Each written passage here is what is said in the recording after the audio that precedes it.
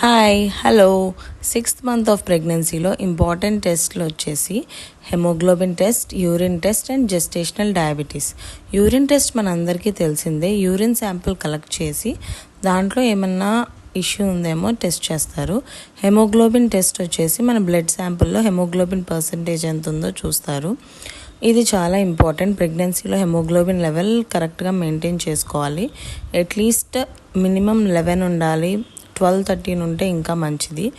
Next gestational డయాబెటీస్లో first ఒక blood sample తీసుకుంటారు, same sugar test లాగే. ఆ తర్వాత మనకి 500 ml ఆఫ్ వాటర్లో డెక్స్ట్రోజ్ మోనోసాకరైడ్ అనే ఒక పౌడర్ని అయితే మిక్స్ చేసుకొని తాగమంటారు. అది తాగిన 1.5 hour తర్వాత మళ్ళీ మన బ్లడ్లో షుగర్ లెవెల్స్ని టెస్ట్ చేస్తారు. ఆ షుగర్ లెవెల్స్ని వాళ్ళు మనకు ఒక రేంజ్ అయితే ఇస్తారు.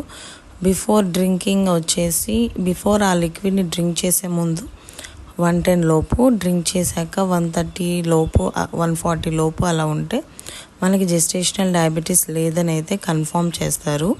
ఈ టెస్ట్ చాలా ఇంపార్టెంట్. ఈ టెస్ట్ బేబీ హెల్త్ని డిస్క్రైబ్ చేస్తుంది. సో ఖచ్చితంగా ఈ టెస్ట్ అయితే 6 monthsలో చేయించుకోండి. నాకు తెలిసిన ఇన్ఫర్మేషన్ అయితే మీ అందరికీ షేర్ చేశాను.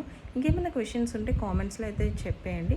నా కంటెంట్ మీకు నచ్చుతున్నట్లయితే నా ఛానల్ని సబ్స్క్రైబ్ చేసి ఫాలో చేసేయండి మరిన్ని వీడియోస్ కోసం.